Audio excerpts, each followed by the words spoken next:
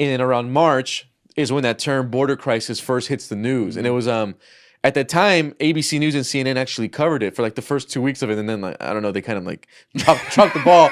But for the first 2 weeks, you heard that term border crisis, like border crisis. Yeah. And I remember you turned on the news. So you had said this early on though, because obviously like that's how you had the best like experience to get yourself into how to and what to do here because you were operating in chaos. But you'd said really early on in the podcast, a lot of this border stuff got going with the initial documentaries. But like, when did you like, if we can refresh on that, when did you like get into it? Like, oh, this is now what I want to move to coverage to. We've been doing these riots. They're over for the summer. Like, let's go. So basically what happened, bro, is, get the internship, riots in the summer. Obviously, riots don't last forever. So when the riots ended, Daily Caller obviously comes up to me and goes, "We would love to give you a contract. Don't go. Are you going back to school?" And then so I accept and I drop out of school and I become full-time Daily Caller employee. So the thing is, bro, now it's like, where do I go from here, right? Like I covered riots. Now they're done. So what happened instantly, bro, right before the border, just because like this is kind of important, this whole culture and stuff is, Daily Caller was like, "Hey, for the holidays, go back home, get some rest. You almost died like 50 times." I also got arrested during the riots where like I had to go to I went to jail in Louisville, Kentucky because they thought I was a rioter, so that was a whole ordeal. So they were just like, "Hey man, like cuz things are calm, like go see mom and dad, like let them know you're alive. Go, recharge your batteries and then come back in the new year and be ready to, just give some new ideas or whatever you want to work on." Because at that time, bro, I have earned so much trust with Daily Caller. They were just like, "You have the keys, but we want you to go see your family and come back." So I flew back home, and then when I flew back home to LA County, it was around November, December. As soon as I landed, LA County was doing the. I think we were the only county to do this in all of the U.S. They were doing the thing with the restaurants, bro, where they were only doing takeout only. So I'm pretty sure here in New Jersey you couldn't eat inside, but you could at least eat outside. California and LA County, they weren't even doing that. It was just take out.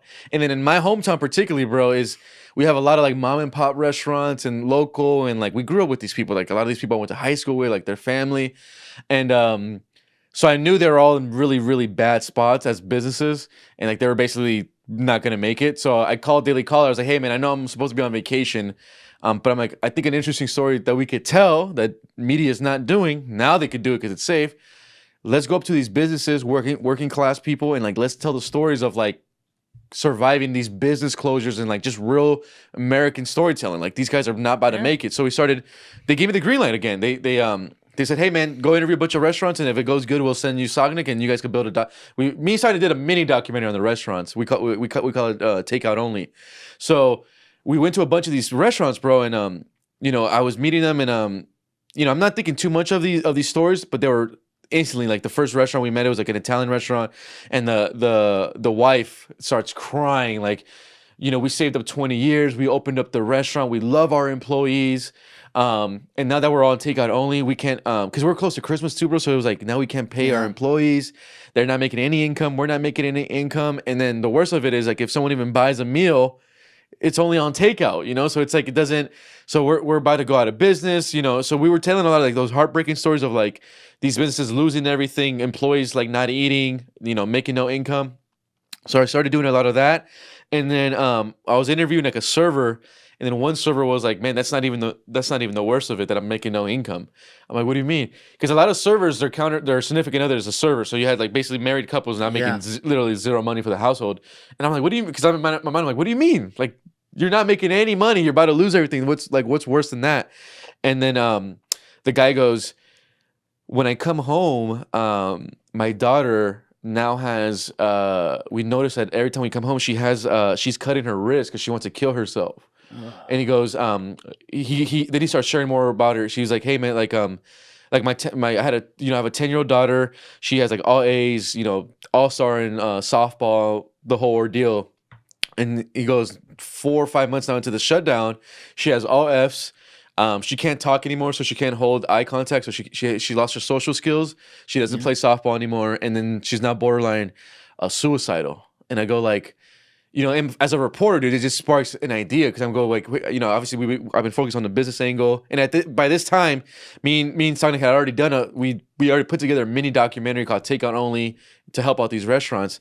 So then, boom, another light bulb. I go, I'm like, are you okay if I interview you and your daughter about like this? Like, I will, like, we can start to share about what these kids are going through. He's like, no problem. So then, little by little, bro, I started to. This was kind of a crazy time in my reporting kind of career was.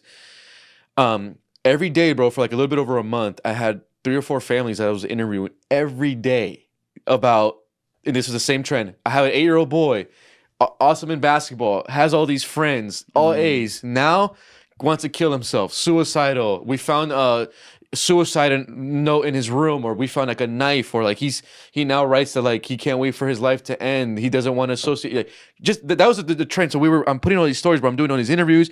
We're putting all these stories. Fox News is getting me on. Dude. We're getting these stories out because now my whole ordeal too, bro, is always to challenge mainstream narrative. So it's like my mind was like, if I already did it in the riots, I'll do it. I did it on the business closures, and I'll do it on this with the kids. Because at that time, bro, the narrative in media was schools closed because if you want schools open, you're a bad person because stuff could spread. So we started sharing these stories, and one thing that was interesting about this, bro, was whether I would be in South Central, like poor working class or lower middle class, and then I would be in Malibu with like $1 million home mansions, and they all had the same issue. Same story.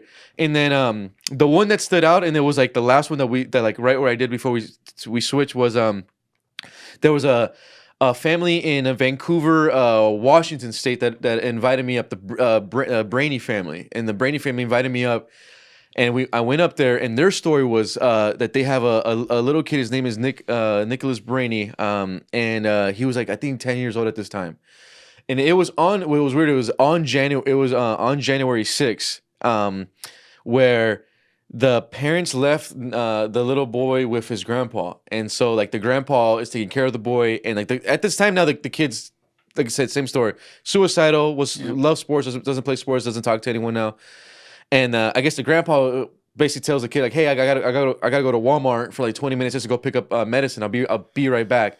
So he leaves, and then that kid basically goes into his grandpa's cabin, grabs they had like a pistol or something, or some type of gun. He puts it in his head and shoots himself in the mouth. So the grandpa comes back to the scene.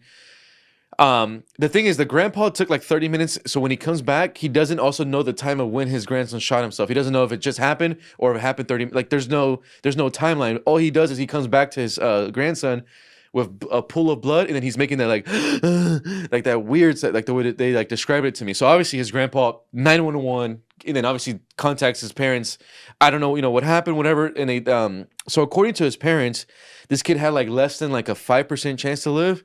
The doctor saved his life, and then he had like less than a 3% chance to get his like memory and his understanding back, and he like got that back. So when I flew in to do this interview with the family, the kid was still in a ICU, so I couldn't even see him because also with COVID, the way the hospital was like only like one person could be in the room. Yeah. So they had it like obviously for the dad. So we go and do the interviews.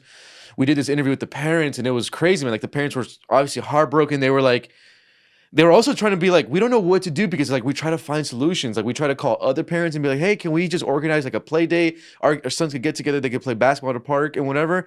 And they'd say that they would be like villainized by those parents. They'd be like, you guys want to meet up during COVID? Like how could you? And we could get sick, and then what about us? So they tried to do that. They said they tried to organize with other parents.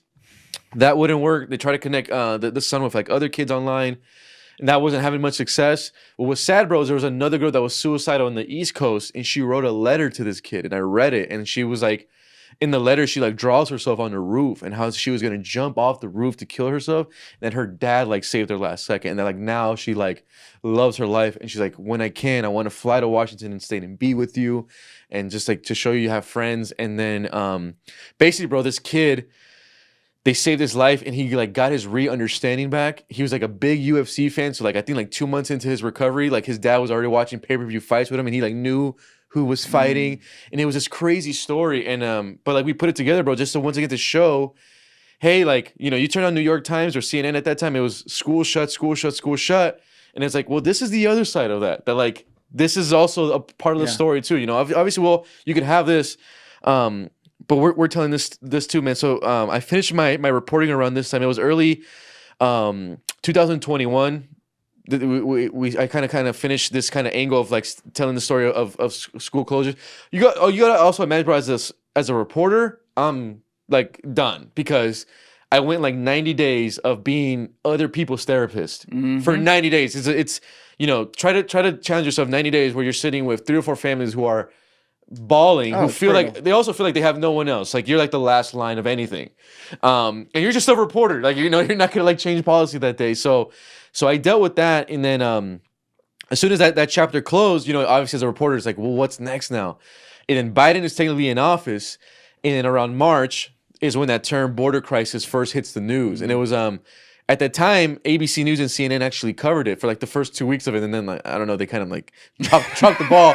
But for the first 2 weeks, you heard that term border crisis, like border crisis. And then I remember you turned on the news, and like CNN had like 5 reporters on the ground, ABC had like a team, and then we didn't think much of it. And then like another month went by, border crisis, and finally Richie contacts me and goes like, "Hey Jorge, like we should get on top of this border thing." They're like, "You speak Spanish. Like, we know you haven't covered immigration, but they're like, let's see what we could get with the video stuff. Normally we do a good job with the video. Let's just see." Then my very first trip, dude, was like March 2021, McAllen, Texas. My first night, I saw a group of 300 migrants, which now is nothing, but at that time, it's still a lot of people. And then I remember just being caught off guard with the amount of bodies that we saw in the middle of the night, and then the kids, seeing how they were looking for the agents, bro, and then basically that kind of kicked off my border reporting. And then what I didn't know at that time, bro, this was obviously like, because I was so new to immigration, that this was gonna lead us to, human trafficking, drugs, the children being smuggled in the middle of the night in Roma, Texas, with the wristband. When I started reporting on that, on how the cartels use the wristbands on the kids to see which, God. So it's like, little did I know, bro, like back in March of 2021, this was going to open up this whole new, and obviously we didn't know that immigration was going to be a big deal. I mean, look, it's 2024. It's one of the biggest deals in an election. And then little by little, bro, just, what it is, man, is just approaching every of these topics with a gonzo style approach to journalism, where it's like, we want to lead with the video. We want to tell powerful stories from the ground. We don't want to be like corporate media. We want to show all sides. So that's how I kind of approach, the border. And then little by little, the border is one of the subjects, man, where like, a lot of subjects are like this in news, but like it's really one of the ones where like you can't be in your Manhattan apartment and, covering this stuff. Like you got to be on the ground getting your hands dirty. That's why I think a lot of corporate journalists don't like the border, because it's one of those subjects where you got to be on the ground. You got to learn routes. You got to learn, smugglers' tactics. They do this here. When people see my reporting, they just see the sexy part of it, but they don't see us like in a smuggling route, 7 hours in, nothing has happened. And then, learning those little things. So we started learning little things and tactics, and then seeing how Mexican smugglers work and then little by little, dude. And now we're kind of here, and it's like it's turned into this massive story that now it's like it has all these kind of wormholes, and who knows where it's going to lead us to now. So you go down there, you're still like 22, 23 years old. You get thrown into the middle of a narco, human trafficking, migrant crisis death zone with no sources to speak of. Like, this is down in Texas. You're from California. And you start reporting on this. How do you even begin there? Like, how do you cultivate sources beyond just like some of the local border patrol? So for me, that I found success early, man, is around the end of 2021, I believe, if I'm not mistaken, around October, November of 2021, if you guys remember, is when we had the big story where 15,000 Haitians crossed into the U.S. basically at the same time in Dorey, Texas. And then they have like kind of the famous aerial images of, I don't know if we could bring that up, bro, the 15,000 Haitians in Dorey during that time. It was insane. And essentially we were down there covering it, and I was speaking with some reporters in Fox News, and I was still early. I'm covering it, I'm still learning everything. And one thing that they told me early on was that they were not allowed to go into Mexico because Fox News thought it was too dangerous. So as a guy who's competitive, the first thing that pops up in my mind was, I gotta go to Mexico. That's gonna be my only way to beat these guys. So so little by little, I would be spending more time on the Mexican side of the border, so Mexican border towns. So, for instance, if we would be reporting in Eagle Pass, Texas, I would cross over into Piedras Negras, and then start reporting from there. And then by doing that, for instance, like we'll be in San Diego, we'll go to Tijuana. Here in Del Rio, across is the Ciudad Acuña.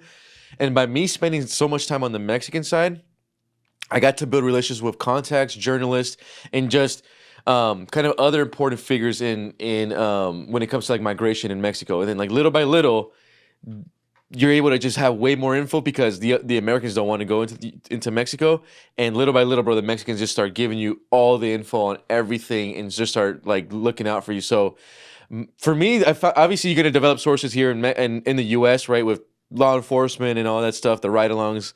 But for me, man, I found a lot of success going into Mexico, being in the trenches with the Mexican guys, and then they respect you. And then after that, they start leaking you a bunch of info.